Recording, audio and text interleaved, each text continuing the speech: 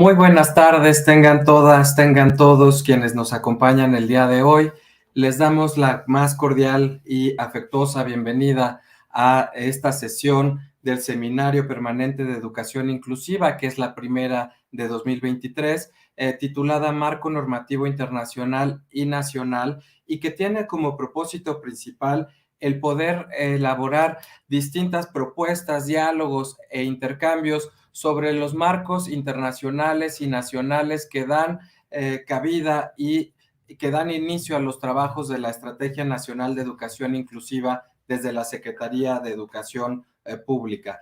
Este seminario, como en otras ocasiones, busca reunir a expertas, expertos, docentes, autoridades educativas y a distintas instituciones de gobierno federal y local para poder compartir durante las próximas sesiones una ruta de trabajo que nos dé más herramientas desde las aulas y desde la elaboración de políticas públicas para poder instrumentar esta estrategia que tiene una perspectiva muy amplia de inclusión desde la diversidad para la diversidad en las instituciones de educación inicial, básica, media y superior. Es un complemento de los trabajos de la nueva escuela mexicana que responden a las reformas constitucionales en materia educativa para poder hacer que el derecho a la educación sea realmente accesible para todas y para todos con criterios de equidad, de inclusión, de interculturalidad.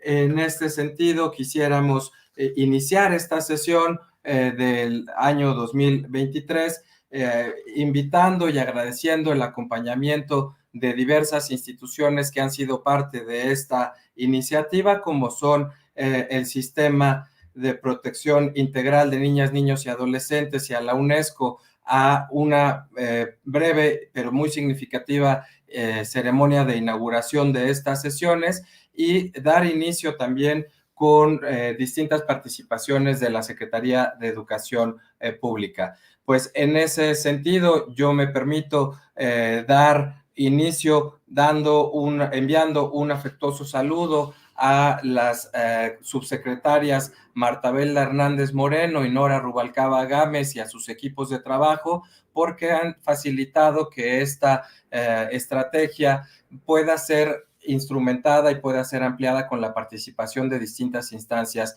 de esos tipos educativos. También al doctor Luciano Concheiro, quien ha participado desde un inicio en la difusión de esta estrategia y buscando que las instituciones de educación superior se puedan sumar también en esta iniciativa.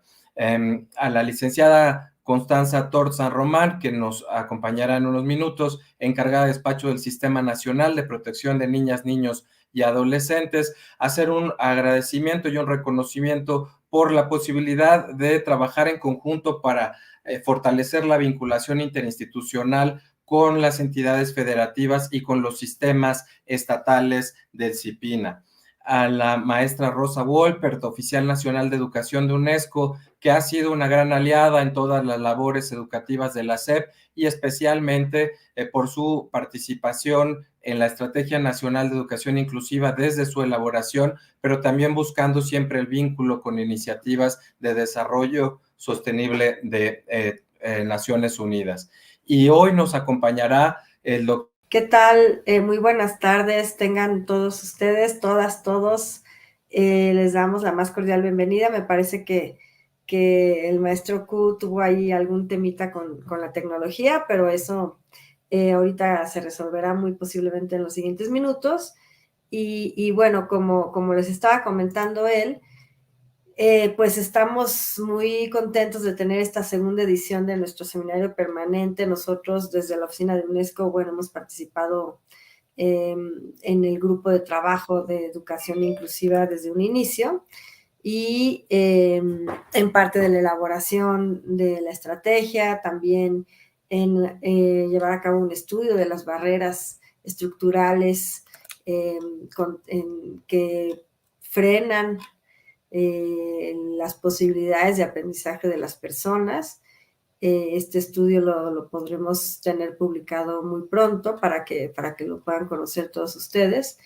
Y pues comentarles que obviamente para la UNESCO el tema de educación inclusiva es una gran prioridad, porque en el lema del Objetivo de Desarrollo Sostenible 4, que tiene que ver con garantizar la educación para todas y para todos durante toda la vida, está ahí la clave, ¿no? En todas y todos, se busca que todas y todos, y esto implica no dejar a nadie atrás, implica todas estas estrategias y estos esfuerzos por incluir a las personas que por alguna razón están fuera de las posibilidades de ejercer su derecho a la educación, ¿no?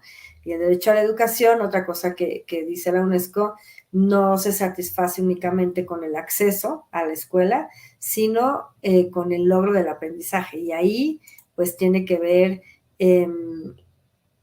este tipo de estrategias que permiten adecuar las metodologías, los materiales, los contenidos a las diferencias en la población, a los distintos retos, a las distintas formas incluso de aprender. Enrique, no sé si quieras continuar, estaba yo dando un pequeño mensajito en lo que regresabas porque vimos que tenías algunos temas técnicos, pero ya está aquí Enrique de vuelta. Muchas gracias, Rosa. Pues justamente comentar en este trabajo compartido con diversas instituciones la relevancia de poder intercambiar experiencias, opiniones, visiones del trabajo de educación inclusiva, como tú lo estabas justamente encaminando, para que en esta sesión pudiéramos estarnos enfocando en la introducción de los marcos que nos darán luz de las obligaciones, de las responsabilidades, pero también del camino a seguir para poder garantizar desde la práctica docente estrategias y desarrollar herramientas para poder abrir mayores y mejores espacios a todas y a todos desde un concepto de diversidad. Y bueno, pues justamente en ese sentido, comentaba yo antes de perder la señal, y disculpen, pero en estas transmisiones en vivo a veces tenemos algunas fallas en este sentido, que nos acompaña también de la ANUYES, el secretario general ejecutivo de esta Asociación de Universidades e Instituciones de Educación Superior, el doctor Luis Armando González Plasencia, que el día de hoy estará compartiendo pues reflexiones y distintas iniciativas para poder iniciar y dar un marco a lo que en las próximas sesiones estaremos trabajando. Y bueno, pues destaco también que a petición y en el intercambio que hemos buscado desde diversas espacios de trabajo, estaremos recibiendo también comentarios de docentes, expertos de educación básica, que el día de hoy nos estarán también compartiendo buenas experiencias, algunas reflexiones, los retos que se están enfrentando en educación básica. Nos acompaña la maestra Laura Santana Munguía, de educación media superior, el doctor José Lorenzo Sánchez, y por parte de educación superior, la maestra Blanca Córdoba Salazar, pues que nos estarán también ayudando en el diálogo que queremos detonar. Y pues en ese sentido, las 12 sesiones que dan inicio el día de hoy tendrán lugar entre los meses de abril y mayo como un primer bloque, y después otras 6 sesiones en octubre y noviembre de 2023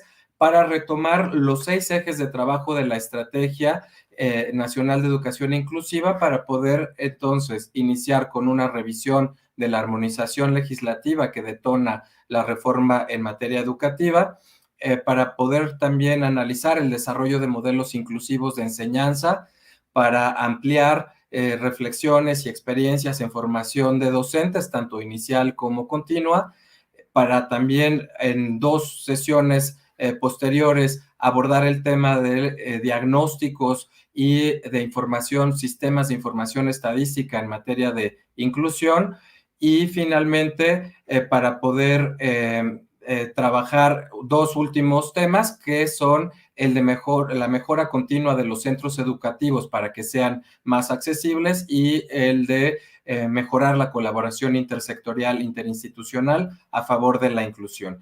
Y en ese sentido, bueno, pues también agradecemos que a esta convocatoria haya habido respuesta de las 32 entidades federativas, principalmente de docentes que estarán siguiendo esta transmisión por los distintos canales, y que también ha tenido interés y éxito de algunos otros países. Colombia, Costa Rica se han inscrito en este seminario. Les deseo que pueda ser muy provechoso, muy exitoso. Estaremos pendientes de sus retroalimentaciones, y para poder dar inicio a los mensajes también de nuestras autoridades, quisiera pedir que nos apoyen en la transmisión del mensaje de la subsecretaria Marta Belda Hernández, quien nos hizo favor de mandarnos un video. Muy buenas tardes, tengan todas y todos, maestras, maestros, académicos y expertos panelistas. Saludo también a nuestros aliados, la Oficina en México de la Organización de Estados Iberoamericanos, OEI, la Oficina en México de la Organización de las Naciones Unidas para la Educación, la Ciencia y la Cultura, UNESCO, la Universidad Abierta y a Distancia de México, UNAPT, y el Sistema Nacional de Protección de Niñas, Niños y Adolescentes, CIPINA. Gracias, maestro Enrique Q., por invitarle a compartirles una breve reflexión y a expresarles mi reconocimiento. Nuestro gran proyecto nacional es y ha sido la educación. Ella configura lo que somos, nuestro presente. Ella da sentido de nuestra historia y en ella soñamos y construimos nuestro futuro. Así se entiende que este seminario nos congregue para reflexionar y dialogar en torno a la inclusión, eje esencial de la educación en México, según establece el recién reformado artículo 3 constitucional. En nuestra Carta Magna, la educación no es una suma de rasgos o componentes, sino la conjunción de varios ideales que se complementan a la vez que se incluyen y se implican mutuamente.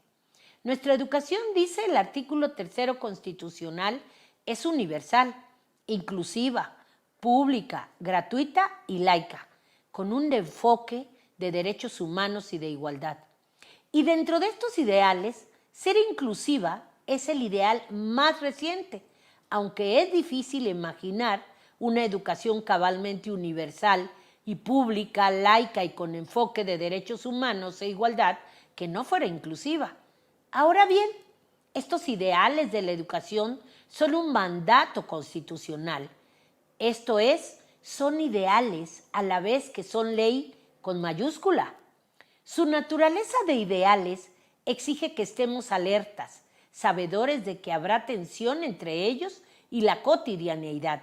Y dado que todas y todos estamos mandatados para hacerlo realidad, todas y todos, autoridades y docentes, padres y madres de familia, las y los estudiantes, todos necesitamos marcos normativos, leyes y protocolos que encaucen la educación inclusiva y, según nuestras responsabilidades, nos digan cómo velar por su cabal ejecución.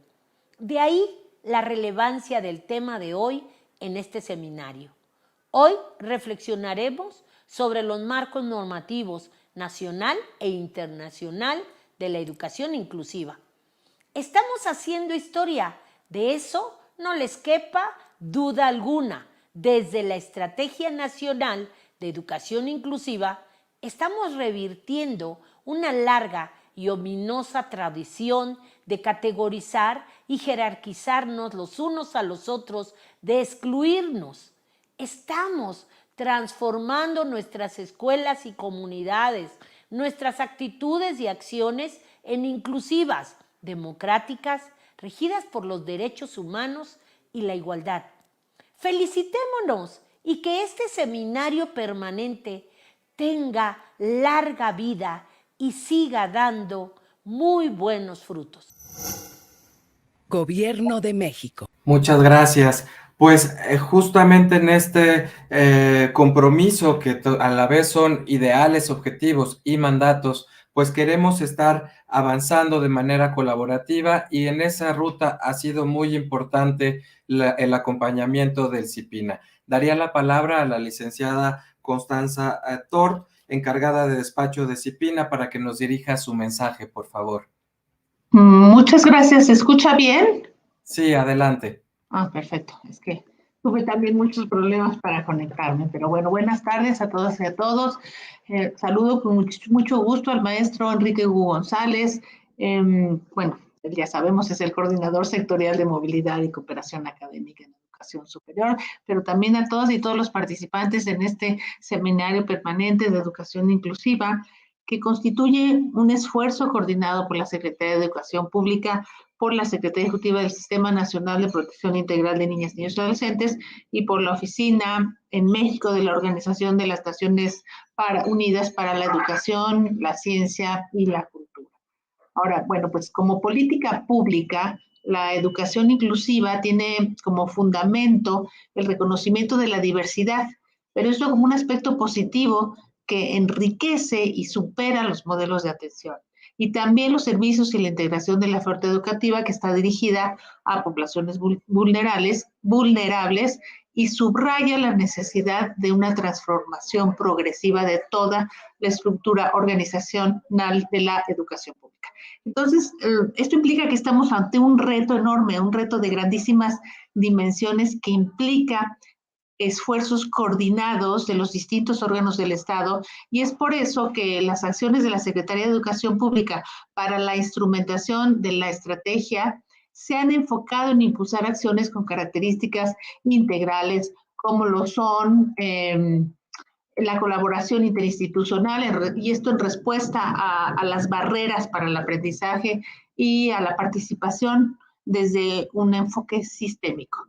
Ahora, entre las acciones que promueven la participación de las diversas instancias, destaca la colaboración con la Secretaría Ejecutiva del Sistema Nacional de Protección de Niñas, Niños y Adolescentes, especialmente en lo que se refiere al desarrollo y a la ejecución de la ruta de acciones y acompañamiento a la Secretaría Ejecutiva de los CIPINA estatales. Esto se ha fortalecido en las entidades que están inscritas en la coordinación de acciones institucionales, esto a partir de la comprensión de que la educación inclusiva exige necesariamente la atención integral como respuesta al reconocimiento de una población que es complejamente diversa y a los factores que se encuentran fuera de las escuelas y del sistema educativo mexicano, pues como pueden ser las violencias, la falta de salud, la falta de identidad, la escasez del agua, la desnutrición, que a su vez son causas indirectas de la deserción escolar, de discriminación y de pues toda clase de impedimentos para el adecuado desarrollo de las niñas, los niños y los adolescentes. Y con el fin de divulgar estas experiencias recuperadas de los esfuerzos colaborativos e innovadores, es que se da continuación al Seminario Permanente de Educación Inclusiva, que este año se presentan diferentes ponencias en relación con los 6 ejes estratégicos de la NEI. Y es relevante enfatizar que desde las bases de la estrategia es necesario reconocerla como un primer esfuerzo para transformar la educación desde una lógica sistémica, y eso lleva a reconocernos como actores corresponsables de la educación inclusiva desde las atribuciones que nos atañan a cada uno y desde los propios roles que desempeñamos. Ahora, pues la Secretaría Ejecutiva del CIPINA Nacional seguirá acompañando las entidades federativas en lo que resta del año, brindándoles asesorías y orientaciones a fin de que puedan estar en posición de consolidar este proceso y puedan aparte recuperar y compartir experiencias novedosas y exitosas. Ahora pues ya no quisiera extenderme más, nada más me resta por reiterarles la más cordial bienvenida a este seminario y que seguramente será de la mayor utilidad e interés para todas y todos ustedes. Muchas gracias por su atención. Muchas gracias, licenciada, y de nuevo, pues, un agradecimiento porque además de la Estrategia Nacional de Educación Inclusiva, el CIPINA colabora en todos los ejes que van justamente haciendo esa atención interseccional y buscando esa corresponsabilidad de actores desde el nivel federal y en el trabajo que realizan acompañando a las entidades federativas. Muchas gracias. Le quisiera yo pedir de nueva cuenta a la doctora Rosa Wolper si nos puede acompañar dando un mensaje desde la UNESCO y también pedirle que formalmente pues, nos declare inaugurados los trabajos de estas próximas 12 sesiones. Muchas gracias. Adelante. Gracias Enrique. Y bueno, creo que me resta nada más tratar de hablar un poquito de la importancia que tiene este segundo ciclo de sesiones del seminario, porque es un espacio de reflexión sobre estos temas que cuando uno los menciona pueden parecer sencillos y naturales, como incluso como lo dijo la subsecretaria, ¿no? Como que suena a que ya debe de estar ahí, pero sabemos que en la práctica es difícil en el quehacer educativo por todos los retos que implica la inclusión de todas y de todos, ¿no? Y por ello es que este esfuerzo de parte de la Secretaría de Educación Pública no es menor en pues, todo el trabajo que ha sido desarrollar la estrategia, pero también en generar este espacio de intercambio y de análisis que nos permita profundizar en algunos conceptos, en las intercambiar experiencias que nos permitan ir avanzando hacia que todas nuestras escuelas puedan realmente ser inclusivas, dar la atención que requieren todas las personas que demandan del servicio educativo y que además tienen el derecho a ejercerlo, ¿no? Que nos permita que la educación tenga este componente de diversidad, de interculturalidad, de justicia, en el que todas y todos tienen un espacio y logran los aprendizajes, ¿no? Para todas las comunidades educativas, me gustaría nada más señalar un poquito algunas cuestiones que está mencionando UNESCO recientemente en este tema, y el primero de ellos es tener como un concepto claro de lo que es la inclusión y la equidad en la educación. Insisto, parecen conceptos fáciles, pero en realidad no lo son tanto. Entonces, hay una parte del trabajo de reflexión que implica trabajar en ello. Después, el trabajar con datos, con evidencias disponibles que nos permitan identificar aquellos obstáculos, barreras para el aprendizaje, de tal manera que les podamos dar solución, de que se les pueda atender. Si no están visibles, si no están en nuestra cabeza, en nuestra mente identificados, es difícil que pensemos en una atención específica para ello, ¿no? Velar también en que este tipo de seminarios y otro tipo de estrategias y de programas apoyen a los docentes que realmente son quienes en el salón de clases se enfrentan a estas situaciones, quienes tienen que resolver ello y que tienen que idear estas distintas estrategias para dar esa atención a todos los estudiantes que tienen en el aula, ¿no? Y pues también trabajar en el currículum que tenga estos componentes señalados de la inclusión, de la diversidad, y también la evaluación tiene que tener esta mirada de tener en cuenta a todas las personas, esta diversidad, de tal manera que podemos ir midiendo los progresos, los avances en el aprendizaje de una manera también diferenciada, ¿no? De cómo cada persona puede ir avanzando en su trayecto formativo y en sus aprendizajes. Finalmente, pues también está obviamente los temas de infraestructura, ¿no? Los temas de la gestión incluso, en donde se tiene que estar presente estos conceptos de tal manera que también ahí estemos trabajando en ello de una manera integral en todos los aspectos que componen nuestro sistema educativo, ¿no? Y por último, pues involucrar a las comunidades. Es muy importante que las comunidades estén participando activamente y estén trabajando junto con las autoridades educativas en estas políticas de inclusión y equidad en la educación. Finalmente, pues agradecer a Enrique Q, a todo el equipo de la Secretaría de Educación Pública, a todos quienes nos acompañan el día de hoy, por permitirnos participar, trabajar con ustedes en esto que es de una gran relevancia y crucial para avanzar en la transformación de la educación en México. Con ello no me queda más que agradecer, felicitar la inauguración de este segundo ciclo y darlo por iniciado, ¿no? Estaremos, bueno, ya Enrique explicó las sesiones que va a haber ahorita, las que va a haber en algunos meses, y ya los dejamos aquí con la primera sesión. Muchísimas gracias y muchísimas felicidades.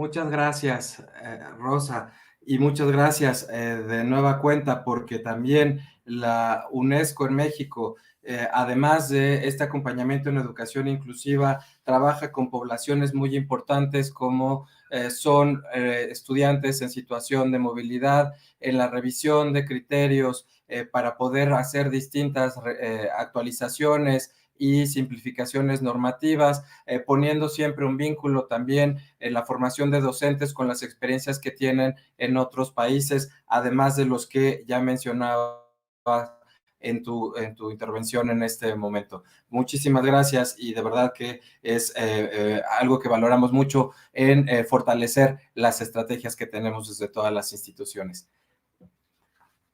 Pues con esta posibilidad entonces de dar inicio a los trabajos y agradeciendo los mensajes de nuestras diversas autoridades e instituciones, quisiéramos nosotros compartir que la sesión del día de hoy va a componerse de 3 bloques principalmente. Una ponencia del doctor Luis Armando González Plasencia nos dará pauta para que en un segundo espacio nuestras y nuestro experto académicos, representantes también de las experiencias que se han tenido con los distintos tipos educativos, pudieran compartirnos experiencias, reflexiones e inclusive los retos que están enfrentando ya en la práctica en frente a las aulas, y que finalmente pudiéramos estar también recopilando y compartiendo algunos comentarios, dudas y participaciones de la audiencia. Entonces les invitamos a estar compartiendo en las aplicaciones de Facebook, YouTube, por las que estamos transmitiendo sus comentarios y sus preguntas. Estaríamos recibiéndolas y compartiéndolas para ese momento. Y bueno, pues yo también, antes de dar inicio, quisiera pues agradecer la respuesta de quienes se han inscrito a la convocatoria. En este momento en pantalla está apareciendo una liga de internet que también en los chats les estaremos compartiendo para que puedan registrarse aquellas personas que todavía estén interesadas en hacerlo y bueno, pues con esto poder dar inicio formal. Yo quisiera retomar, antes de darle y de presentar al doctor González Plasencia la palabra, quisiera retomar algunos de los temas que ya nos han estado planteando nuestras autoridades en estos mensajes de inauguración, y quizá enfocarlo en que esta estrategia nacional de educación inclusiva que surge en 2019 como respuesta a las modificaciones del artículo 3º, busca que en varios espacios estemos impartiendo educación y servicios educativos con los criterios de inclusión que orientarán a la educación impartida por el Estado con base en resultados del proceso científico, que luchará contra la ignorancia y sus efectos, que también estará combatiendo fanatismos, prejuicios y cualquier otro mecanismo que nos lleva a normalizar la exclusión, para poder transformar de raíz al sistema educativo nacional. Y en ese sentido, no solamente ampliar la experiencia que ya tenemos en educación especial y en educación indígena para fortalecerlo, sino imprimir una visión más amplia en donde las diversas condiciones, estilos, ritmos de aprendizaje, características de cada uno de nuestros estudiantes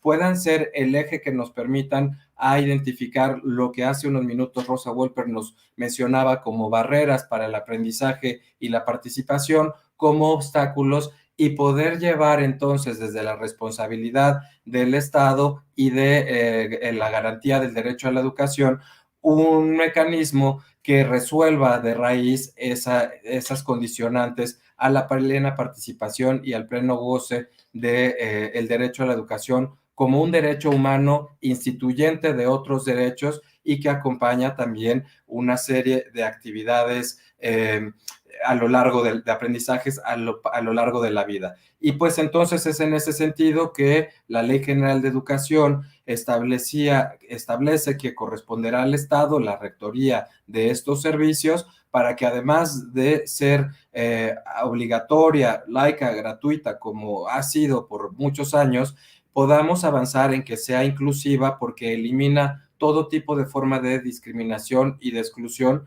así como otras condiciones estructurales que condicionan esa plena participación. Entonces estamos mandatados, llamados a atender diversas capacidades, circunstancias, necesidades del estudiantado para poder fomentar una participación en la que cada uno se sepa bienvenido, se sepa cuidado y pueda desarrollar el potencial máximo de sus capacidades e intereses. Las autoridades educativas en el ámbito de su competencia, entonces, tendremos que avanzar para garantizar la accesibilidad y también para realizar ajustes razonables que nos permitan ese tipo de desarrollo individual. Tendremos entonces que proveer también los recursos técnicos y pedagógicos, desarrollar junto con las experiencias de las y de los docentes, los materiales necesarios para este tipo de servicios educativos. Entonces, buscamos que con esta transformación podamos imprimir de manera muy sólida un cambio en las nuevas generaciones de culturas y de prácticas que normalicen la inclusión y la participación desde nuestras diferencias y para también cultivar esas diferencias como una fuente de riqueza nacional.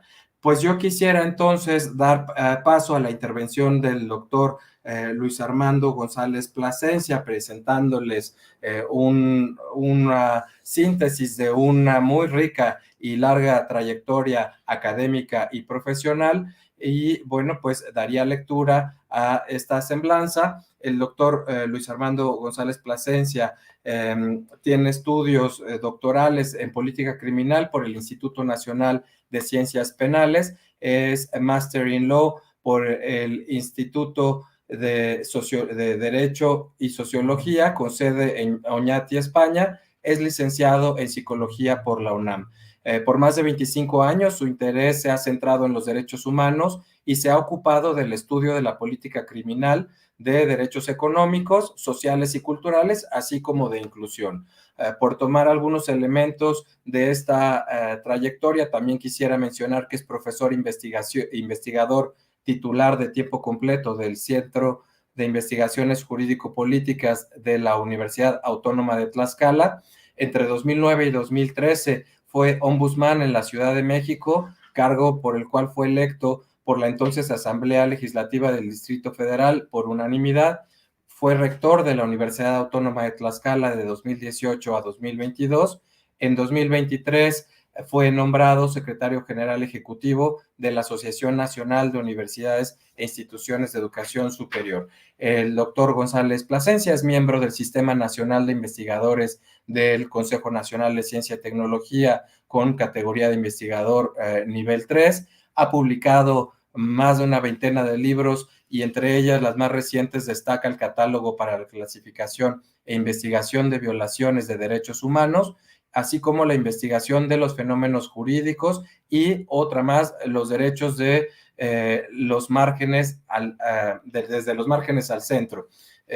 Como parte de sus actividades pro bono, es presidente de la Academia Mexicana de Criminología, es presidente también del Consejo Honorario de la Comisión de Defensa y Promoción de los Derechos Humanos, es miembro de la Honorable Junta Directiva de la Universidad de Guanajuato y es miembro académico, miembro del Consejo Académico del Capítulo para las Américas del Instituto Internacional de Derechos Humanos. Le damos la palabra al doctor para escuchar sus reflexiones y, bueno, pues dar inicio a esta sección. Muchas gracias y bienvenido.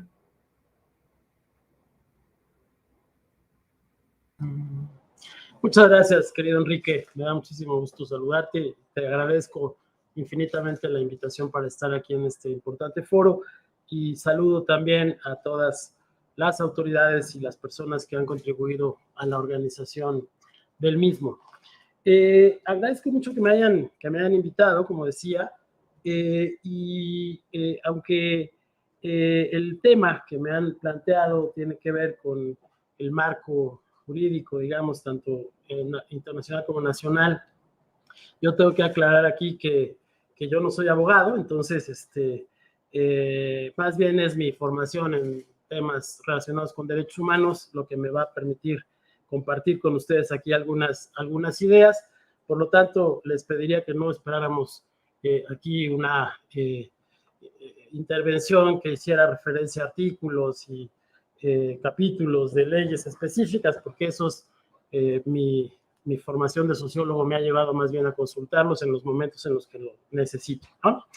Sin embargo, sí me parece muy, muy importante, digamos, hacer un planteamiento inicial en el cual contextualizar cómo es que se han venido desarrollando instrumentos jurídicos que tienen como finalidad precisamente identificar los fenómenos de exclusión y plantear pues mecanismos jurídicos de inclusión. Y ese contexto, creo, nos va a permitir entender cómo todos estos fenómenos de exclusión los hemos venido construyendo a lo largo del tiempo e incluso, diría, con una ayuda definitiva de los saberes especializados y del saber científico, ¿no?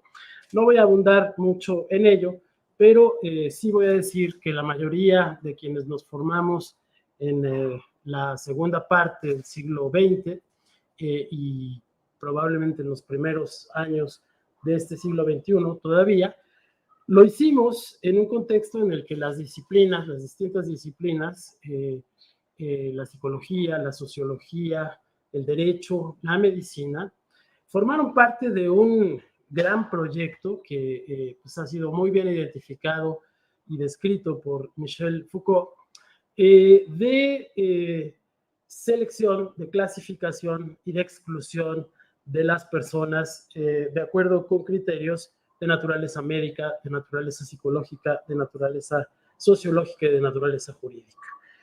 Todos quienes nos formamos en este periodo aprendimos que existían personas normales, digamos, y personas anormales, ¿no? Desde el punto de vista, por ejemplo, de la psicología.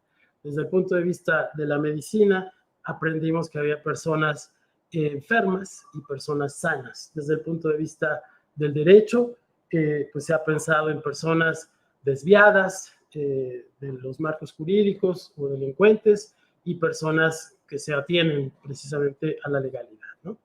Aunque ello ha tenido pues utilidad desde el punto de vista del desarrollo de las mismas disciplinas, el efecto social pues ha sido precisamente el de generar criterios, generar razones, ¿no?, para justificar la exclusión de las personas, para colocarlas, digamos, en los márgenes de lo que me parece podríamos identificar como una suerte de parámetro de normalidad, ¿no?, que ha funcionado en todas estas disciplinas con una perspectiva fundamentalmente positivista, ¿no?, precisamente para poder crear las condiciones de inclusión de aquellos que se aproximan a este parámetro de normalidad y generar justificaciones para mantener al margen a quienes no se corresponden con ese parámetro de normalidad. Pero hay que decir que esto no se queda ahí, sino que todas estas disciplinas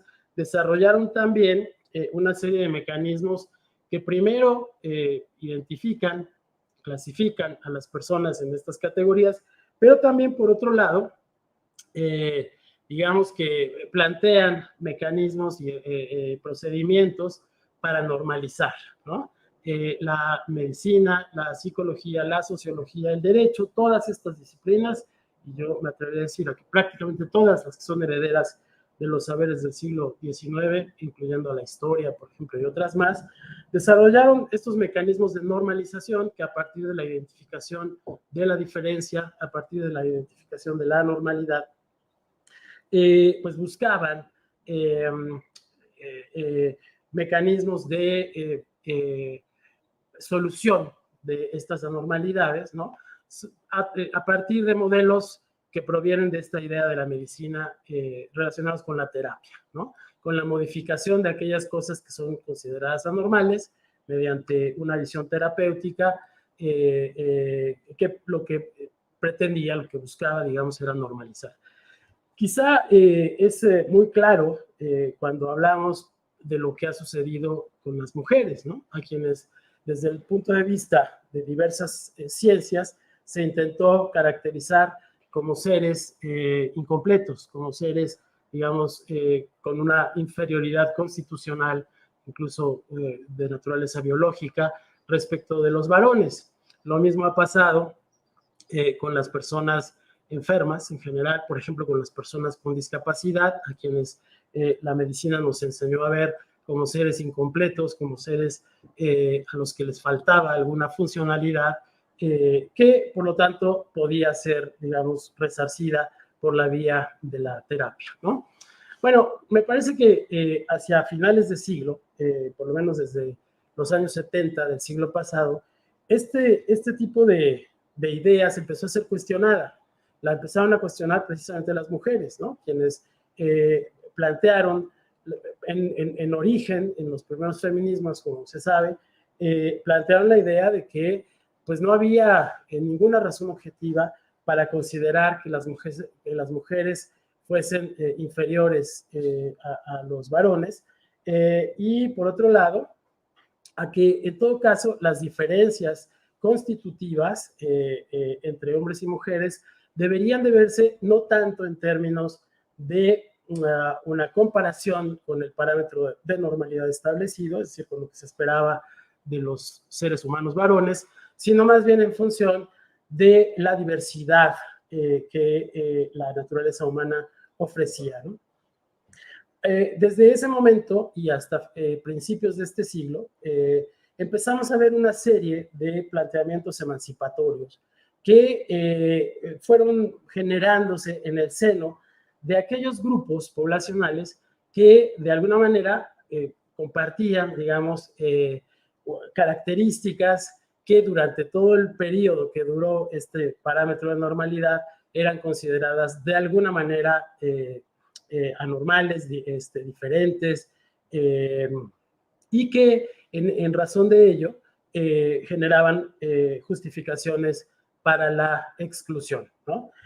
Vimos una respuesta muy importante, por ejemplo, de las personas integrantes de las hoy reconocidas comunidades LGBTTI, ¿no? Y más, pues la medicina fundamentalmente, pero otras disciplinas también, incluido el derecho, por supuesto, llegaron a considerar pues patológicas, ¿no? O incluso delictivas. Vimos después una respuesta muy importante de parte de la comunidad de las personas con discapacidad, que me voy a detener un poquito en este tema, regreso enseguida ahí por la importancia que tienen para la comprensión de la exclusión y de la, digamos, del entendimiento de la necesidad de generar entonces políticas inclusivas. Ahora regreso a eso, pero este mismo fenómeno lo vimos más adelante también con las poblaciones originarias, ¿no? A las que solíamos meter en una bolsa común que las diferenciaba, digamos, de las poblaciones más occidentales o occidentalizadas, de las personas blancas, sin comprender que podía formar parte igualmente de una diversidad de identidades dentro de esa que denominábamos indígena, ¿no? En fin, hemos venido viendo una serie de movimientos emancipatorios que han tenido como resultado, por una parte, evidenciar la manera en la que desde distintas disciplinas se generaron las razones para mantenerlas en exclusión y que en la medida en la que se han planteado, digamos, en la comunidad internacional, han derivado en la formulación de derechos, ¿no? Han pasado por un proceso de juridificación de sus demandas y han logrado plasmar estas demandas en instrumentos internacionales, en convenciones internacionales que se basan precisamente en los derechos que han reclamado todas estas comunidades, los derechos de las mujeres, los derechos de las personas que forman parte de las comunidades de la diversidad sexual, los derechos de las personas que forman parte de las comunidades indígenas, o lo que denominábamos comunidades indígenas, hoy pueblos originarios, en fin, y también, por supuesto, de las personas con discapacidad. Digamos que es importante entender que estos instrumentos internacionales no surgen porque de pronto a alguien se le ocurrió, bueno, ahora vamos a dotar de derechos a estas personas, sino que son parte de un proceso histórico de emancipación, ¿no? Que implica entonces el reconocimiento de los fenómenos de dominio que implicaron la exclusión, que tuvieron como resultado la exclusión de estas comunidades y el condicionamiento de su inclusión a partir de que ellas tuvieran que hacer algo para cambiar, ¿no? De que, por ejemplo, si hablamos de personas de una comunidad originaria, pues que tuviera que aprender el español para poder acceder al derecho a la educación, ¿no? Si hablamos de una persona gay, que renunciara a su orientación sexual para acceder a derechos como el matrimonio, por ejemplo, ¿no? Todos estos fenómenos que implican violencia estructural contra estas identidades son la fuente de la que abrevan precisamente todos estos instrumentos internacionales. De alguna manera, se puede decir que los instrumentos internacionales en materia de derechos humanos surgen como una manera de desconstruir ese parámetro de normalidad, ¿no? Un efecto inmediato que tenemos de todos estos instrumentos internacionales es que ese concepto de normalidad va a desaparecer, ¿no? Como entidad, digamos, paramétrica, a partir de la cual se decide quién queda incluido y quién queda excluido. Es importante observar que entonces cuando hablamos del marco internacional, el marco jurídico internacional, no podemos referirnos solamente a un tratado o a una convención, porque históricamente estos instrumentos han venido surgiendo en la medida en la que estas comunidades, estas poblaciones han logrado colocar en el ámbito de la discusión pública internacional pues una demanda clara, ¿no? De emancipación. Históricamente, pues ello ha ocurrido en diversos momentos. Por eso, si quisiéramos construir un marco global de derechos y de derechos que garantizarían la inclusión de las personas excluidas, tendríamos que recurrir, por ejemplo, a la CEDAW, que es la convención que está destinada precisamente para garantizar los derechos de las mujeres contra la violencia y la discriminación de las mujeres, a la Convención Internacional de los Derechos del Niño, que está pensada precisamente para garantizar que las niñas, los niños y los adolescentes sean tratados en igualdad de circunstancias que cualquier otra persona con independencia de su edad, las convenciones de la OIT, ¿no? Los tratados de la Organización Internacional del Trabajo, que han destacado, por ejemplo, el valor de las poblaciones originarias, la Convención contra la Discriminación Racial de la Organización de Naciones Unidas, que igualmente prohíbe toda práctica discriminatoria y por lo tanto excluyente por motivos de raza, ¿no? Y en general, todas aquellas normas que emergen de los primeros artículos, si no me equivoco, el artículo 2 de la Declaración Universal de los Derechos Humanos y que luego retoman los pactos, el Pacto Internacional de Derechos Civiles y Políticos y el Pacto Internacional de Derechos Económicos, Sociales y Culturales, ¿no?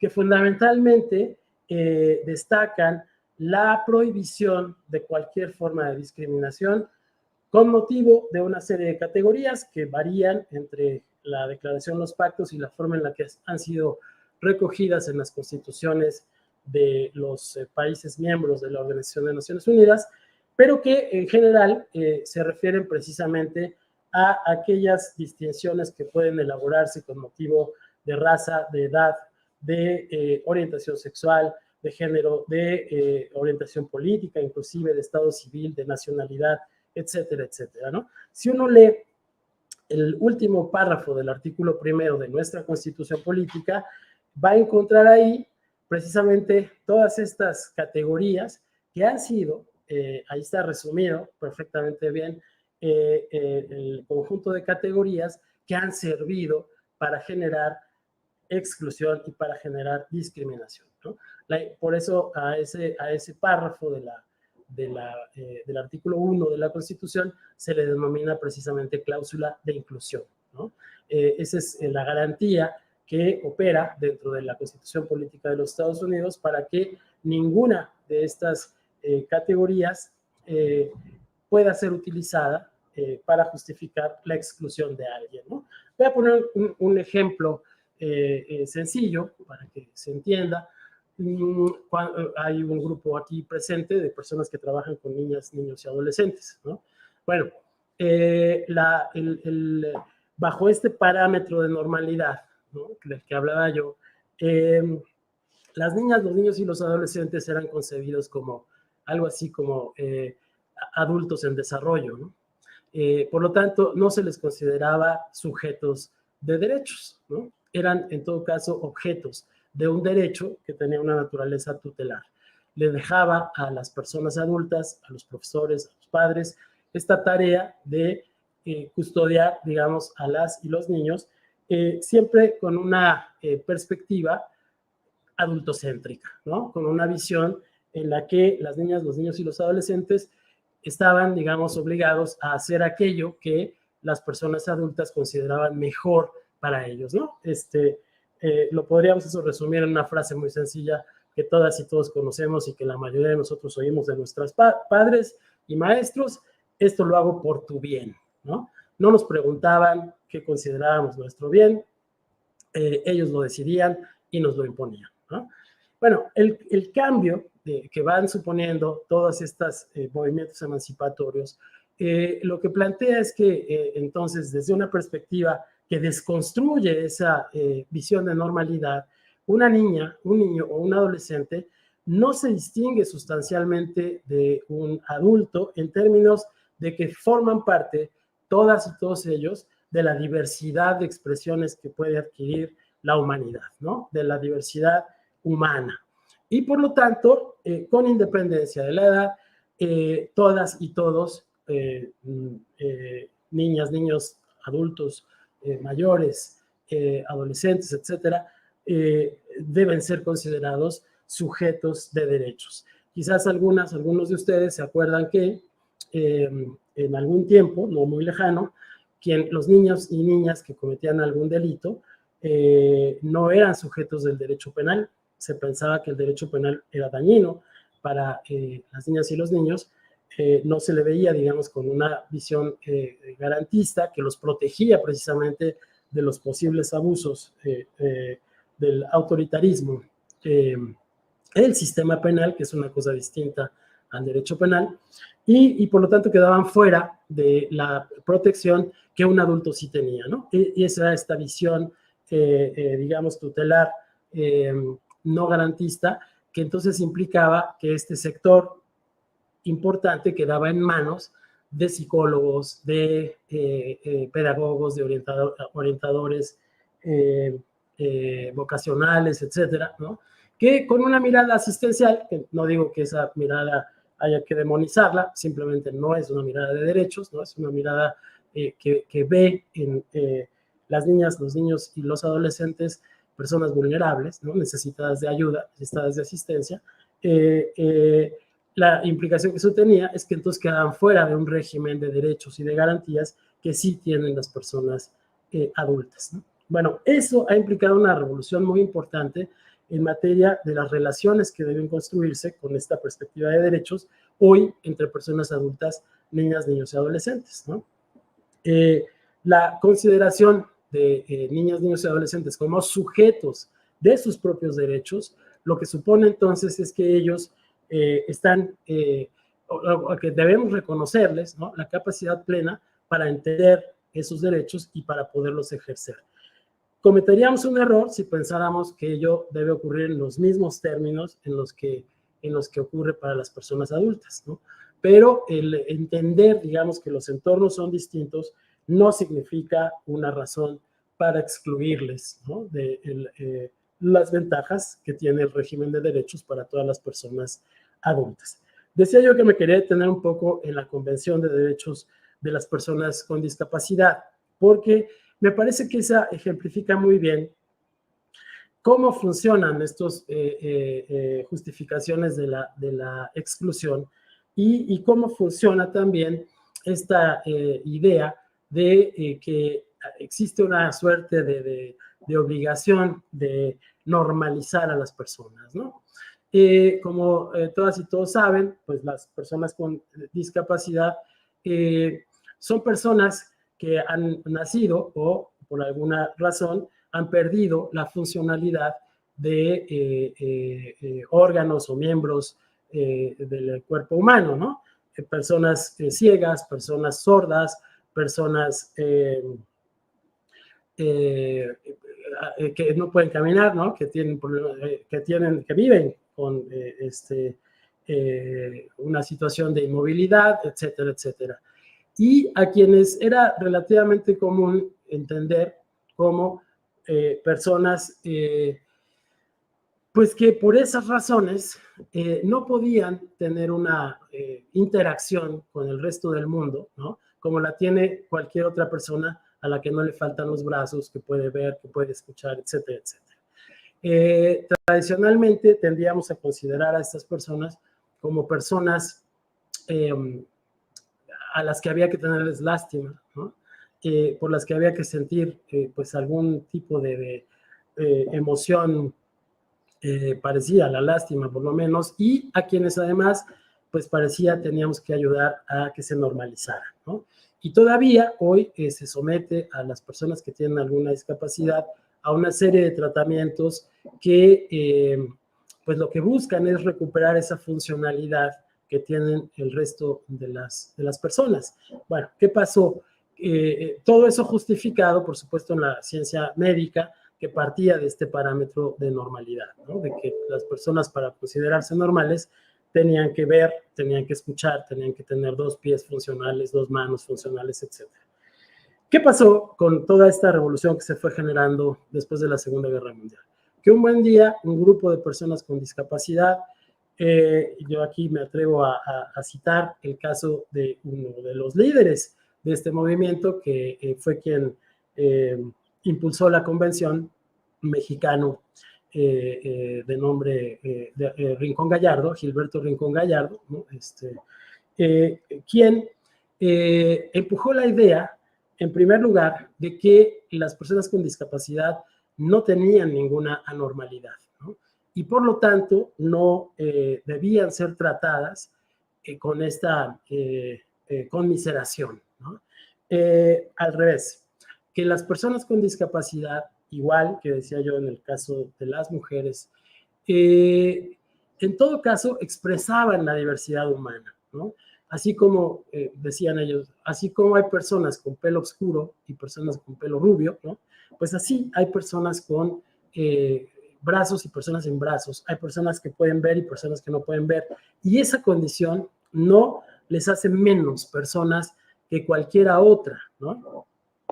Ellos plantean un par de principios que hoy orientan la interpretación de las leyes y que también han servido para ir construyendo la legislación incluyente, que son muy interesantes. El principio de autonomía progresiva, que también está en la Convención de los Derechos de la Infancia, ¿no?, que lo que dice ese principio en términos muy sencillos es que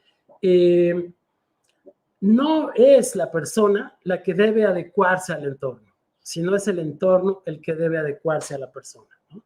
Eso tiene implicaciones muy importantes, porque entonces la exigencia cambia. La exigencia ya no es la de los modelos asistenciales, de que la persona tenga que hacer lo que deba hacer para cambiar y entonces poder ser funcional en un mundo que le plantea una cantidad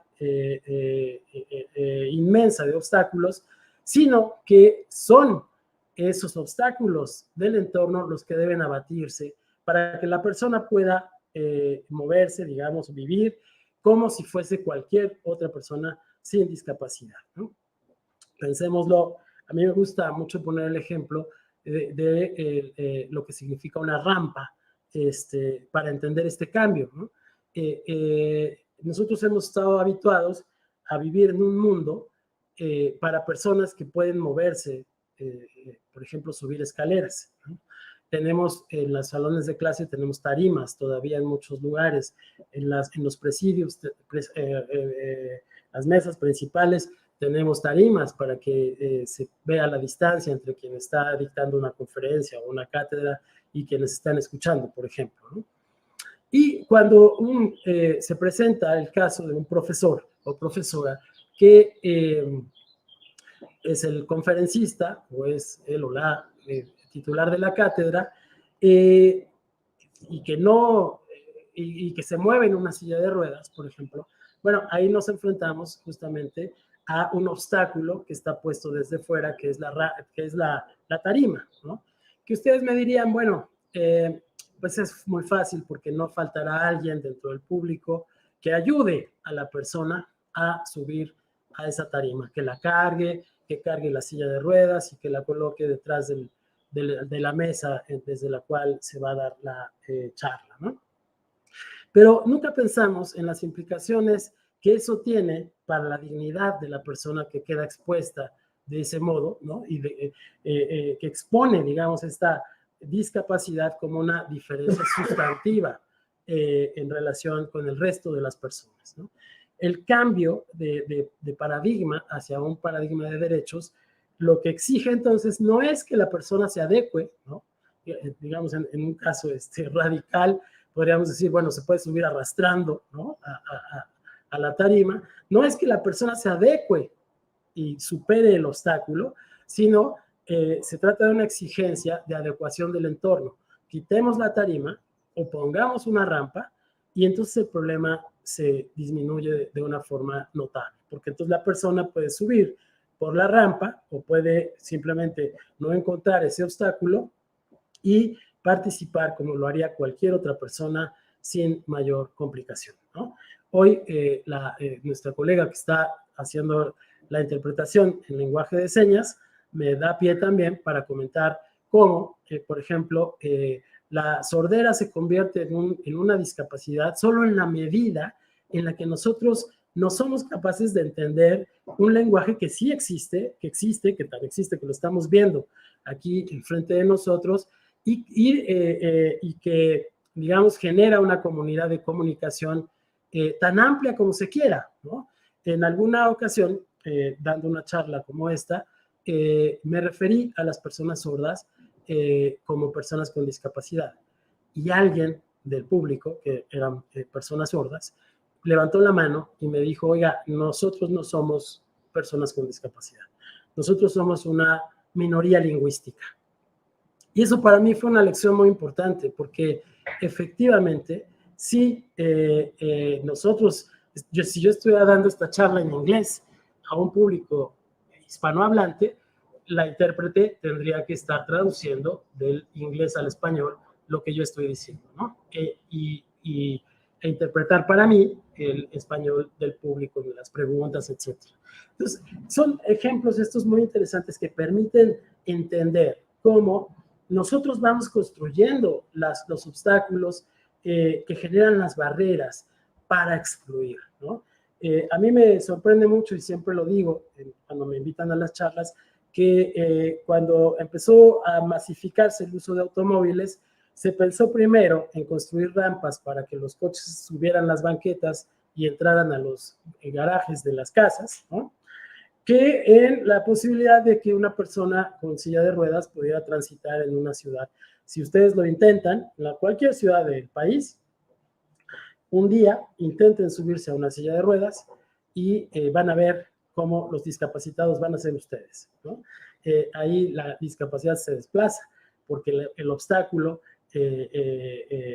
va a ser la ciudad ¿no? Las banquetas, los espacios inaccesibles, que evidentemente, bueno, ustedes no tendrán problema en bajarse de la silla de ruedas y caminar, pero alguien que no puede hacerlo, es ahí en donde se nota precisamente la discapacidad. Y el otro principio importante que se deriva de esta convención es el que ha sido fraseado como nada de nosotros sin nosotros, ¿no?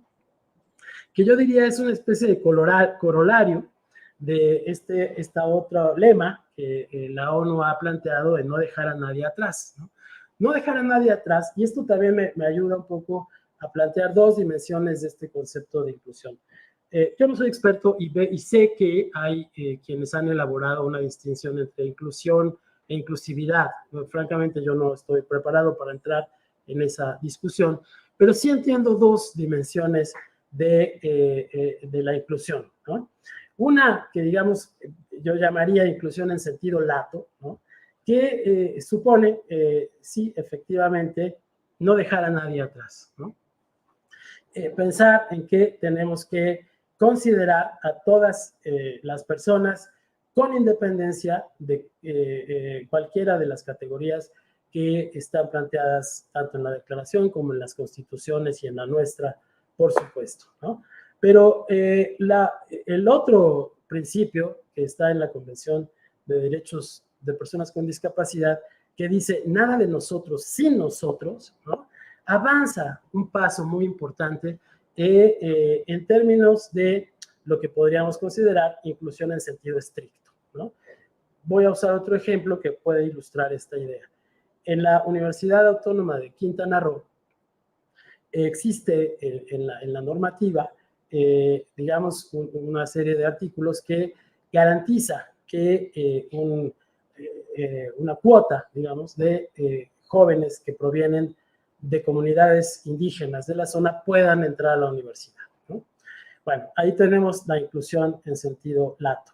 Efectivamente, hay jóvenes que provienen de comunidades originarias de la zona que están matriculados en la universidad. Pero una investigación que se realizó ahí entre la comunidad universitaria notó una cosa que a mí me parece muy interesante, ¿no? Y es que los jóvenes que provenían de estas comunidades indígenas tendían a invisibilizarse, ¿no? Tendían a pasar desapercibidos porque sentían vergüenza del lugar donde venían, de las costumbres, de la propia lengua, ¿no? O porque simplemente no se adecuaban al modelo educativo que, pues digamos, exige visibilizarse a sí mismo, ¿no? Levantar la mano, preguntar, hablar, etcétera, etcétera. Eran jóvenes de buenas calificaciones, jóvenes que podían rendir muy bien en un examen, pero que sin embargo no terminaban de integrarse a la comunidad, ¿no? Entonces, este principio que supone nada de nosotros sin nosotros,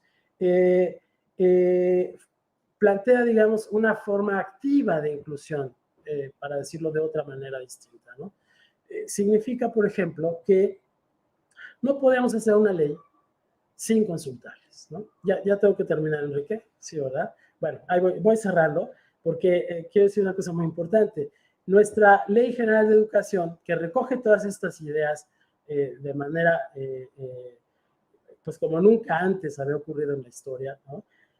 Omitió un par de cosas muy importantes. Omitió la consulta a las comunidades originarias y omitió la consulta a las personas con discapacidad, precisamente, ¿no? Entonces, ahora es un pendiente, ya la Corte señaló como una obligación del Congreso mexicano elaborar estas consultas y resolver esta falta que existe en la legislación, ¿no? Pero bueno, como ustedes se dan cuenta, el tema en general del marco jurídico tiene que ver con que hoy tenemos toda esta serie de herramientas en los instrumentos, en los principios que los enmarcan y también en las resoluciones, ya no puedo entrar ahora en detalle en ello, pero en las resoluciones de los comités que tienen a cargo supervisar todos estos instrumentos de las instancias interamericanas y también universales del sistema de Naciones Unidas, que han producido muchísima información y muchísimas orientaciones, ¿no? Hoy estamos en procesos de revisión de nuestras legislaciones y de adecuación, de armonización, digamos, constitucional. Esto es lo que tenemos que tener en cuenta. Hay que ver en qué medida y por qué razones justificamos la exclusión, desconstruir esas razones y construir las rampas, si me permiten, simbólicas, que van a garantizar efectivamente no solamente no dejar a nadie atrás, sino que nada ocurra sin que las personas que forman parte de estas comunidades excluidas puedan tener voz activa. Gracias, Enrique, gracias a todas y todos. Al contrario, muchas gracias, doctor, porque muchos de los temas que pues desde el enfoque de derechos humanos se van articulando justamente son la base de los distintos ejes de trabajo de la estrategia nacional y que estaremos buscando llevar hacia las experiencias y hacia la participación, pues no solamente de autoridades educativas o de docentes, sino tomarlo justamente en un enfoque en donde nos corresponde a todas, a todos, en una comunidad cualquiera, padres, madres de familia, cuidadores, a las y los estudiantes mismos, para poder romper con esos procesos de normalización de sujetos y de homogeneidad por encima de ese reconocimiento de nuestras diversidades. Yo quisiera pues también destacar en lo que nos comenta que estos son procesos históricos que no solamente responden a luchas sociales, a participación de diversas comunidades, sino también pues a ese interés y a esa obligación de ir garantizando todos los derechos para toda persona. Y en ese sentido, podernos quizá espejear y reflejar en las experiencias y circunstancias de otras personas e identificar quizá en los ejemplos que nos comentaba cómo en distintos momentos todos podemos llegar a ser minorías lingüísticas de género, de movilidad o cualquier otra circunstancia que nos haría vivir esos mecanismos de exclusión desde la parte pues experimental, vivencial en uno mismo. Yo pues con esto más bien quisiera también dar paso a los comentarios de quienes nos acompañan el día de hoy para poder después dar una última ronda ahí de reflexiones, pero antes quisiera compartir que estamos poniendo en las redes sociales y ahorita se proyectará en pantalla tanto una liga como un QR para quienes están preguntando cómo pasar asistencia y lista en esta sesión del día de hoy, y también un poco para poder enmarcar los comentarios y experiencias que nos den en unos segunditos, pues traer a colación algunas preguntas de la audiencia en el sentido de plantearnos cómo pueden sumarse los docentes, además de las instituciones, en estos procesos de reflexión y de garantía de derechos humanos. También nos preguntan, en el caso de servidores públicos, cómo podemos avanzar y agilizar a romper con los paradigmas, quizá más allá de la reflexión personal, cómo acompañar desde la aplicación de políticas públicas. También Celeste Peñalosa nos pregunta si todo trato distinto a ser sujeto de derecho es una forma de violentar a esa persona, y quizá la reflexión de cómo opera esto en algunas personas que no pueden tener autonomía plena. También algunos comentarios de la necesidad de adaptarse a los diversos entornos y la imposibilidad de generar mecanismos que apliquen para todas las condiciones y en todos los momentos. También algunas otras interseccionalidades de cómo poder atender estos derechos en personas que tienen características que van superponiendo distintos mecanismos de exclusión, es decir, alguna enfermedad, alguna posible discapacidad, condiciones socioeconómicas que se van superponiendo en esa situación. Los pondría un poquito en la mesa y bueno, pues en ese orden daría yo paso a la maestra Laura Santana Munguía, quien es maestra en educación especial en el área de educación especial y que ha coordinado diversos proyectos para escuelas de educación indígena y de migrantes. Actualmente es subdirectora para la atención de educación especial indígena en la Subsecretaría de Educación Superior, de Educación Básica. Y maestra, le pediríamos unos minutos compartirnos reflexiones, comentarios y aplicaciones de lo que estamos analizando. Claro que sí, con mucho gusto. Muchas gracias, maestro Enrique. Gracias a todos los que nos están escuchando y a todos los que están haciendo posible esta transmisión y esta, me parece muy importante, actividad que forma parte de la Estrategia Nacional de Educación Inclusiva. Efectivamente, ahora soy subdirectora para la atención de la educación especial indígena, pero mucho tiempo estuve frente a grupo como maestra de lenguaje en los servicios de educación especial. Eso me obliga en este momento a como, digamos, poner los pies en la tierra. La legislación es muy importante y tal y como dijo el doctor González Plasencia, pues es el resultado de la lucha de esos grupos. En educación indígena, pues tenemos un reto porque es educación especial indígena, entonces ustedes podrán ver que digamos, se superponen diferentes condiciones que pueden llevar a una doble vulnerabilidad, triple vulnerabilidad. Por ejemplo, podemos tener a una niña indígena pobre con discapacidad. Esto nos hace suponer que podría ser un reto que no se va a poder alcanzar, el poder garantizarle a esos niños que están en las regiones tan apartadas, garantizar una educación inclusiva, ¿no? Tal vez se queden atrás, tal vez no van a ser, no van a poder estar con todos, ¿no? O no sé, se puede suponer de esa manera por tener estas condiciones tan complicadas. Pero también se puede suponer que, al contrario, es un reto que autoridades y profesores, comunidad educativa, comunidad en general, lo puede tomar en sus manos y entonces reconvertir esa situación. Hablar de educación inclusiva es hablar de diferencias. Y esto implica reflexión, porque las diferencias pueden llevar a la exclusión, pero también se pueden ver como solo diferencias, ni buenas, ni malas, ni mejores, ni peores, ni superiores, ni inferiores, simplemente diferencias. Sin embargo, estas diferencias, si se obvian, es decir, si no se atienden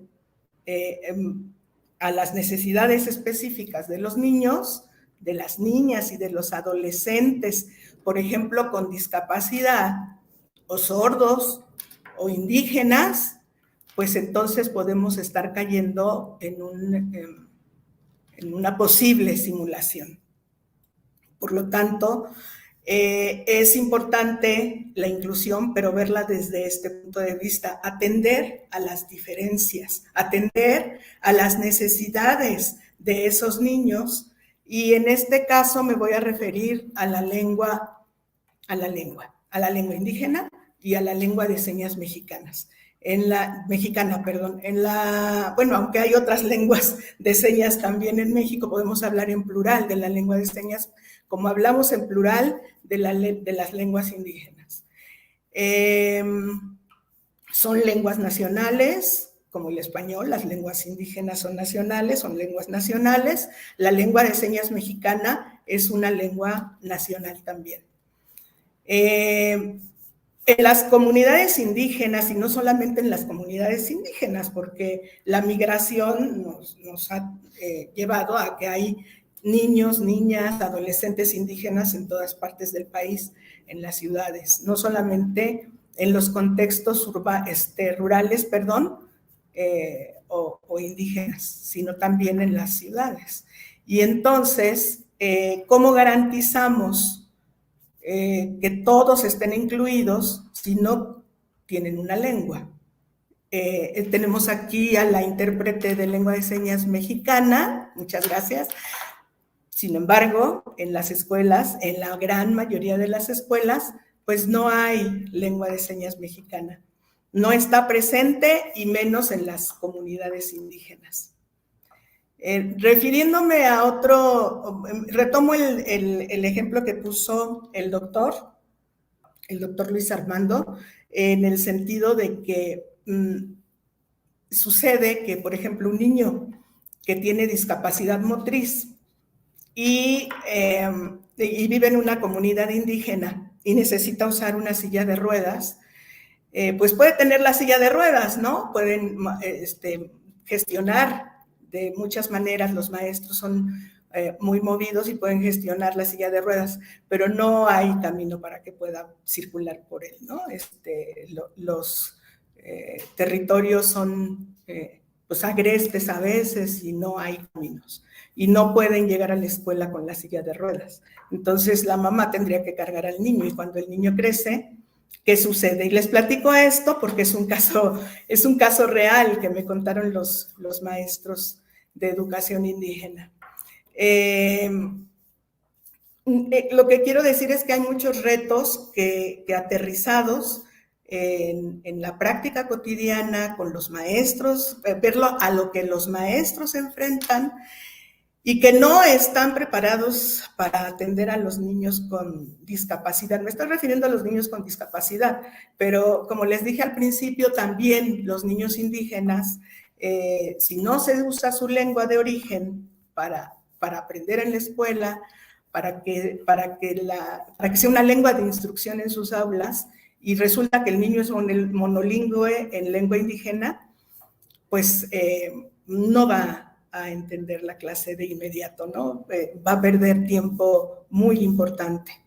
Como los niños sordos, es el mismo caso. Bueno, voy a ver si tengo tiempo todavía, pero les quisiera decir que en la Subdirección para la Atención de la Educación Especial Indígena, pues nos toca elaborar materiales, nos toca dar talleres, visitamos a las escuelas, damos los temas que corresponden de inclusión, de atención a las diferentes discapacidades, pero no es suficiente por lo que ya les he contado, es muy poquito el tiempo. Yo quisiera platicarles mucho más y decirles cómo son las condiciones en educación indígena. Por ejemplo, que apenas el 1% de las primarias de educación indígena cuentan con el apoyo de servicios de educación especial. Y los profesores, muy pocos, también tienen la capacitación suficiente para atender a los niños. Nosotros, como les decía, hacemos materiales que hablan de inclusión, hablan de cómo atender a los niños en las aulas a las diferentes discapacidades, y también hacemos juegos didácticos que son incluyentes y que tienen un enfoque también de interculturalidad y de derechos. Entonces, ustedes pueden requerir a ellos, pero creo que se requiere fortalecer esas experiencias de educación bilingüe que las hay, se deberían de fortalecer. Y si no existen, pues se deberían de promover y crear nuevos espacios para garantizar esa educación bilingüe de verdad.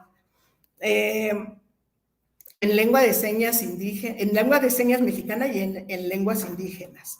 Por ejemplo, convertir centros educativos que no tienen turno vespertino. Por ejemplo, esto es un ejemplo, se necesita creatividad para crear una nueva escuela bilingüe para sordos, por ejemplo, en alcaldías, en comunidades, en cabeceras municipales, crear centros de atención a niños con discapacidad.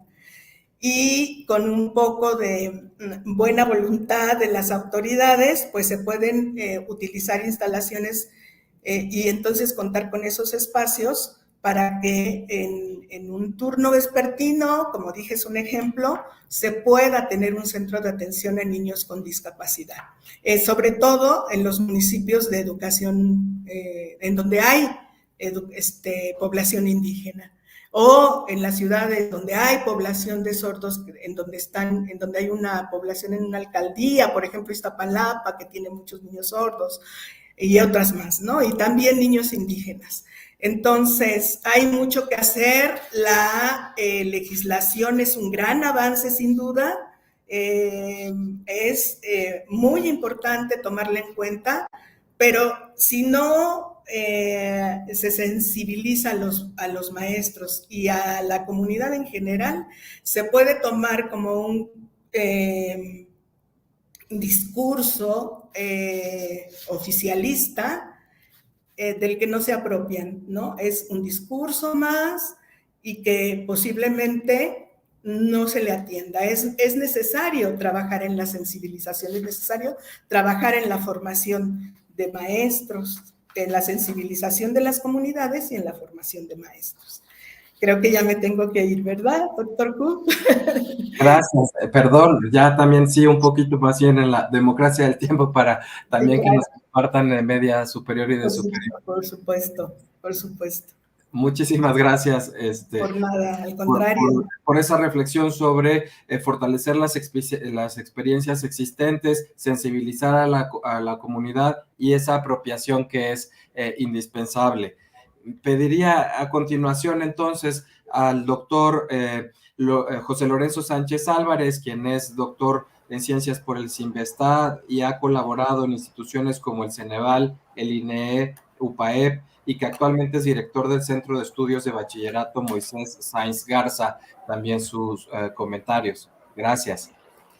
Muchas gracias a todos. Bienvenidos. Es un honor para mí poder platicarles esta experiencia que hemos desarrollado a lo largo de estos años en este Centro de Estudios de Bachillerato 4.1. Fíjense que yo soy docente por convicción y por vocación.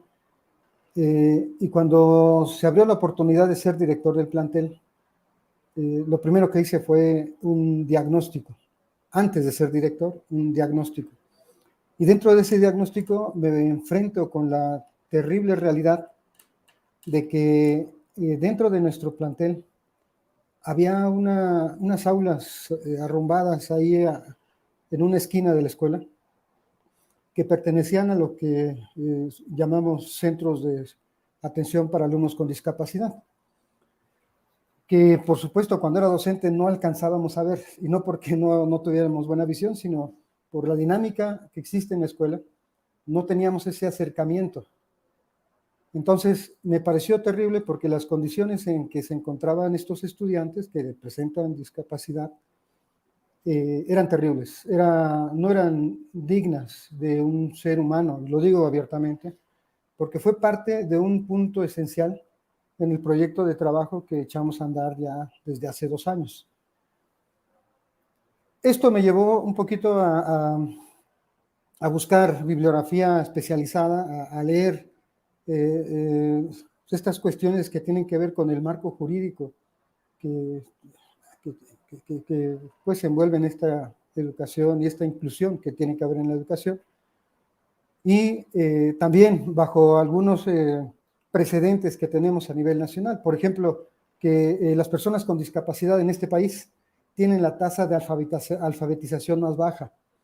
Eso ya habla de una situación deplorable, pero todavía más, que dentro de este analfabetismo, pues es más recurrente cuando esta discapacidad tiene que ver con una discapacidad visual con respecto a otras discapacidades. Todavía más complicado el saber que pues estas deficiencias se dan más en áreas como la matemática o la prueba de la lectura de comprensión. Y todavía más que las más afectadas son las niñas. ¿Sí? O sea que también es un problema de género.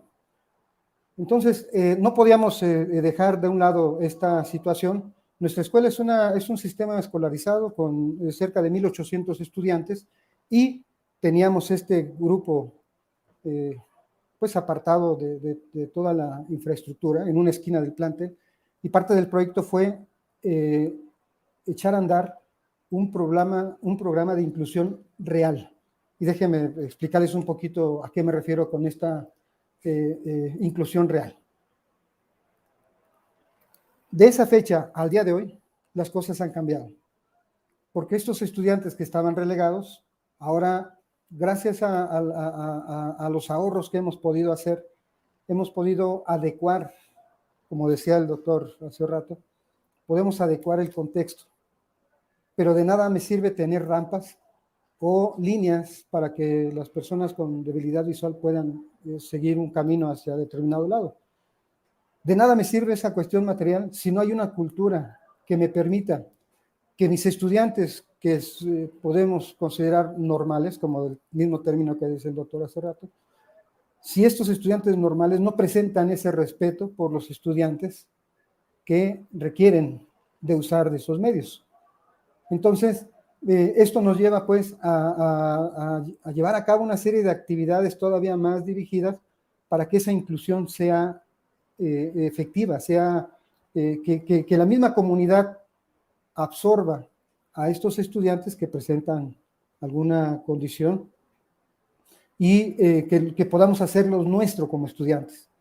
Entonces, a 2 años de distancia el panorama ha cambiado totalmente. Ha cambiado porque incluso el día de hoy, con el simulacro nacional que acabamos de tener, nuestros alumnos con discapacidad que presentan esta situación estuvieron en el simulacro. Llevaron a cabo todas las tareas que una escuela normal lleva a cabo en un día como hoy. Entonces, a eso me refiero con una inclusión real. Porque pudiéramos hurgar en documentos de lectura especializada, en documentos, tratados, pero si no lo hacemos de manera concreta en los espacios a los que tenemos bajo nuestra responsabilidad, entonces toda esa literatura no tendría sentido. ¿Sí? El día de hoy, lo puedo decir con mucho orgullo, nuestros alumnos que presentan que tienen alguna discapacidad, fueron tratados de la misma manera que como cualquiera de nuestros estudiantes en este sistema escolarizado. ¿Sí? Entonces, me siento orgulloso, me siento bastante satisfecho con lo que hemos alcanzado en 2 años, pero nos falta muchísimo más. ¿Sí? Hemos también, parte de este éxito que hemos alcanzado en estos términos tiene que ver con ese vínculo que establecemos entre lo que consideramos una escuela normal y ese tipo de programas como CAET o como preparatoria abierta, ¿sí? Porque nuestros maestros le dan asesoría a los asesores de CAET y los asesores de CAET le dan asesoría a los maestros de la escuela, porque también dentro de los alumnos normales, también tenemos alumnos que presentan alguna condición. Entonces, ha sido bastante el esfuerzo, ha sido bastante complejo, bastante complicado, pero pues estamos logrando cosas interesantes. Tenemos aulas especializadas que permiten atender alguna situación especial, pero no es para uso exclusivo de quien presenta alguna discapacidad, sino para todo aquel estudiante que lo requiera usar.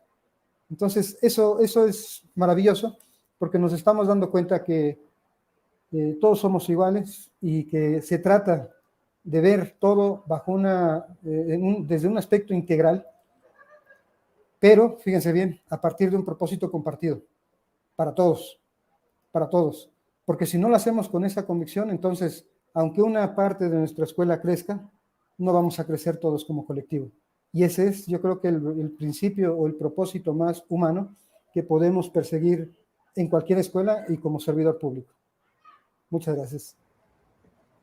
Gracias, doctor. Creo que su experiencia, la que nos comparte, se vincula con varios de los comentarios que vemos en redes sociales. Retomaría uno que más o menos los agrupa en el sentido de que el reto se convierte en buscar experiencias para poder atender de manera pertinente, especializada a las necesidades de algunos estudiantes con requerimientos particulares, pero también de generar espacios de coincidencia en donde podamos tener mayor intercambio y mayor reconocimiento unos de los otros, aprender para la vida a partir de esa experiencia en las escuelas. Y también con otro comentario de Rosalba Larrea, en el sentido de que tenemos un reto de reeducarnos o seguir aprendiendo para fortalecer los vínculos que tienen que existir siempre entre los derechos humanos, los derechos que debemos gozar, pero también las obligaciones que nos hacen ser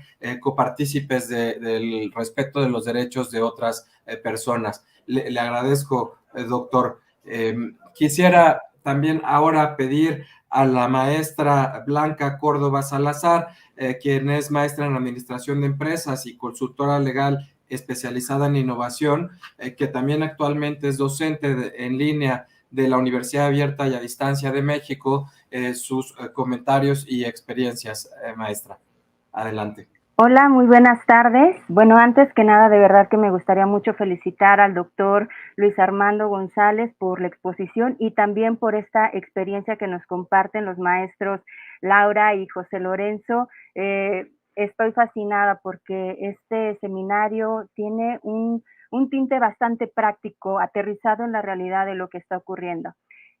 También quiero pues agradecer esta oportunidad que me están brindando para poder escuchar de primera mano la experiencia de mis colegas, también del doctor Luis Armando, y poder participar de este diálogo y compartir un poco de la experiencia que se vive en la educación superior, específicamente dentro de la Universidad Abierta y a Distancia de México y dentro del programa educativo de Administración de Empresas Turísticas.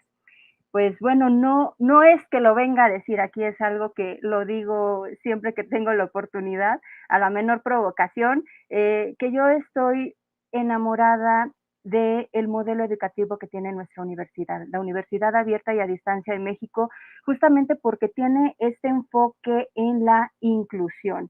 Es poder llevar a ser accesible la educación superior sin importar edad, sin importar sexo, sin importar condición socioeconómica, lugar de residencia, discapacidad. Nada aquí es importante más que estas ganas de querer cursar una carrera. Y aquí me llamó mucho la atención algo muy interesante que nos compartía la doctora Rosa Wolper en relación a que no solamente es relevante el dar acceso a la educación, sino el logro de los aprendizajes. Y eso es lo que les quiero compartir.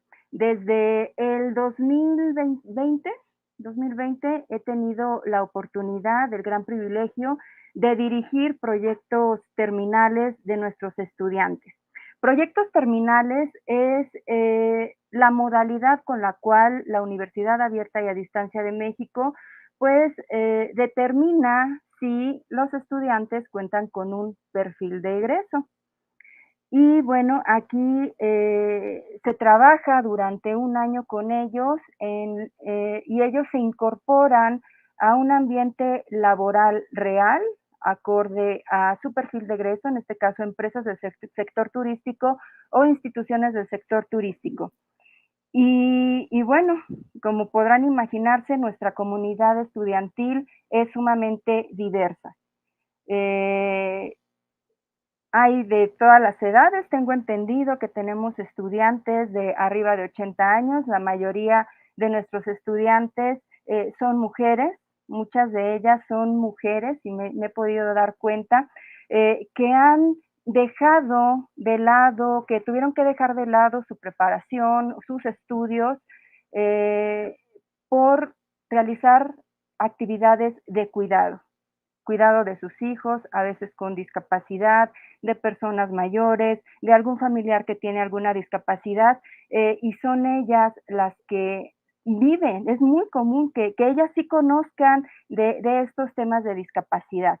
Y bueno, también he tenido el privilegio pues de acompañar en este último tramo de su formación a personas que viven con pues alguna discapacidad o con alguna condición que los convierta en una población vulnerable. ¿Cómo se manejan estos casos dentro de nuestro programa educativo? Nuestra responsable del programa educativo, la maestra Alejandra de la Luz Sánchez, procura identificar estos casos y nos señala a los docentes que estaremos a cargo de la atención de este tipo de casos las condiciones generales con las cuales trabaja el estudiante.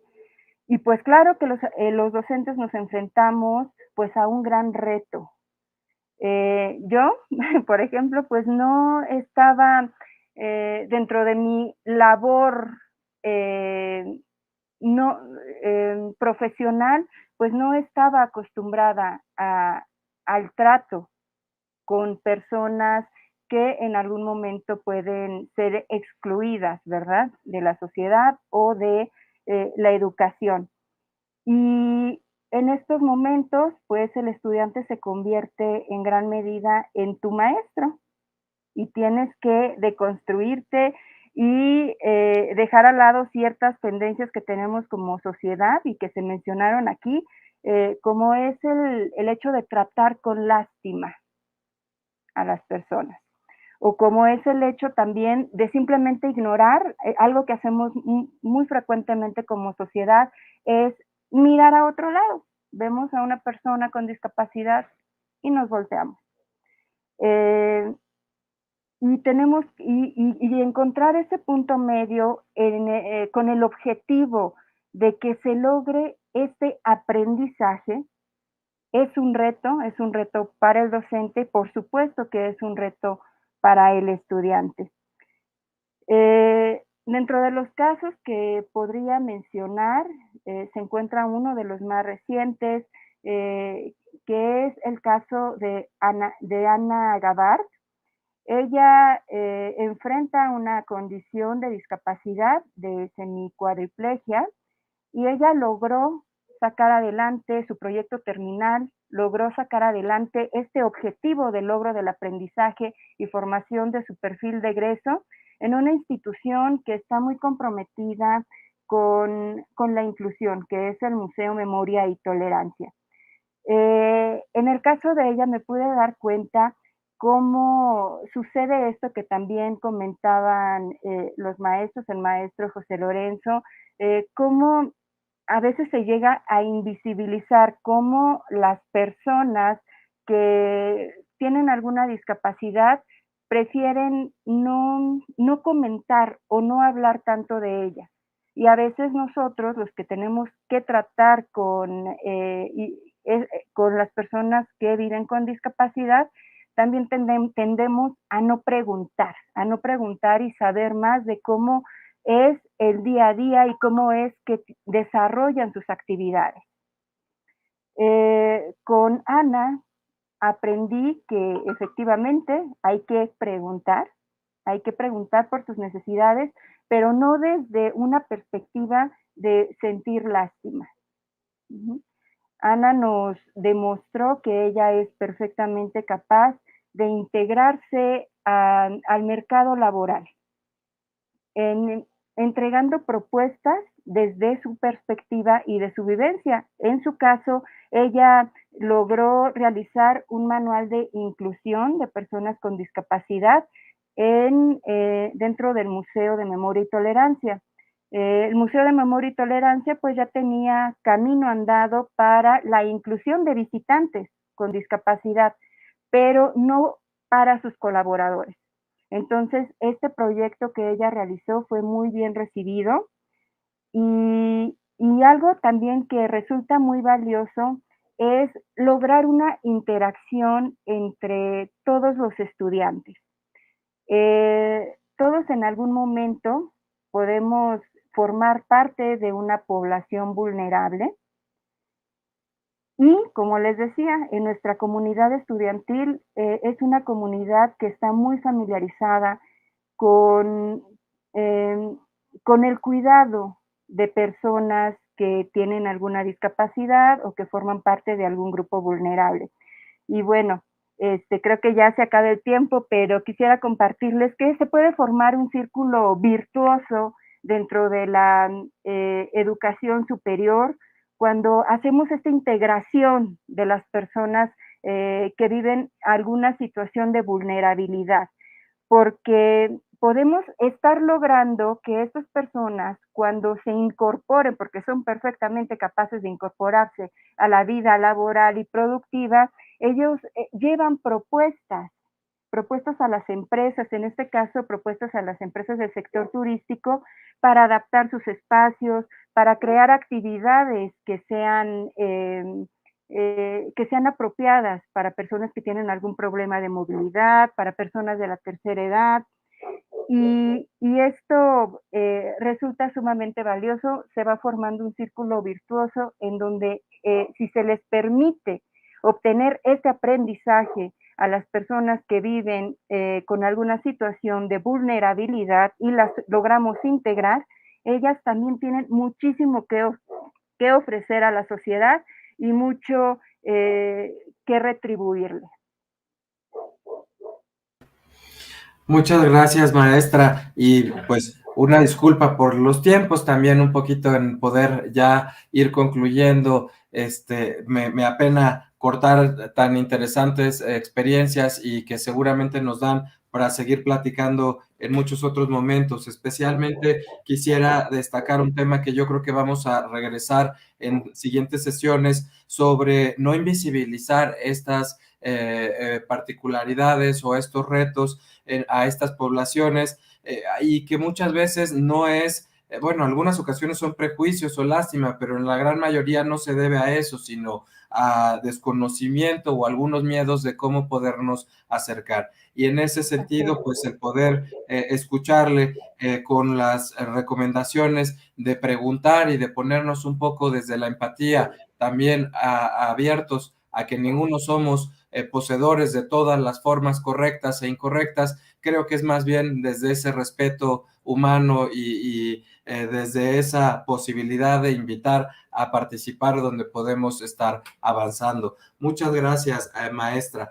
Voy a pedirles ya para poder ir cerrando a nuestras dos y nuestro docentes y comentaristas que nos han acompañado el día de hoy, que pudieran darnos algún último comentario, pues ya en un minutito, unas frases de cierre y de reflexiones. Les pediría también, bueno, pues antes de darles la palabra en orden quizá contrario de como iniciamos la primera ocasión, nada más comentarles que el link de registro de asistencia permanecerá abierto. Nos han dicho que se ha estado saturando un poquito, entonces daremos tiempo, de nueva cuenta aquí ven el QR, daremos tiempo para que puedan registrarse en la plataforma. Muchas gracias. Y entonces, bueno, daría ya un poquito al revés la palabra a la maestra Blanca Córdoba Salazar. Un último comentario en un minuto, maestra. Bueno, enfrentamos muchos retos. Aunque yo esté muy orgullosa del modelo educativo de nuestra universidad, hay mucho camino por andar y qué bueno que se están teniendo estas conversaciones. Me parece sumamente relevante lo que se ha comentado de consultar justamente a los interesados en estos temas de inclusión. Y pues tenemos muchos retos dentro de las universidades. Yo que estoy en una modalidad abierta y a distancia, el poder adaptar los entornos virtuales, porque son tantas las diferencias con las que estamos trabajando, pues que representa un reto hacer una adaptación que sea útil para cada una de esas diferencias. Muchas gracias, maestra. Le doy la palabra, doctor José Lorenzo Sánchez. Adelante. Muchas gracias. Pues yo quisiera agradecer de manera pública a los docentes de este plantel, al cuerpo de psicología y a los compañeros administrativos, porque son realmente ellos quienes han hecho posible esta verdadera inclusión. ¿Sí? Sin el trabajo colaborativo con ellos y entre ellos, no hubiera sido posible. Yo creo que un punto importante en el que tenemos que poner atención es no solamente en lo material, sino en crear las condiciones para que esto sea a través de una pues modificación o un reajuste cultural, aunque suene muy complicado el término. Es necesario, y no solamente porque lo tengamos que hacer, sino porque es algo que le debemos a nuestros estudiantes con discapacidad. Muchas gracias. Gracias, doctor. Y maestra Laura Santana. Sí, claro que sí, claro que sí. Bueno, comentarles que en la Dirección General de Educación Intercultural, Indígena, Intercultural y Bilingüe, estamos también desarrollando la Estrategia Nacional para la Enseñanza de las Lenguas y Culturas Indígenas y Afromexicanas, que, bueno, también será un reto generar acciones a partir de esos planteamientos. Por lo tanto, yo pues invito a todos a que nos sumemos esfuerzos, pues para transformar realmente, ¿no? Para que la realidad realmente se transforme y esto no solamente refiriéndome al trabajo de los docentes en las aulas, que es importante y determinante, sino también a las autoridades y a las instituciones que tengan que ver con esta transformación y pues a todos, ¿no? Al público en general. Doy las gracias por escucharme a todos. Muchas gracias.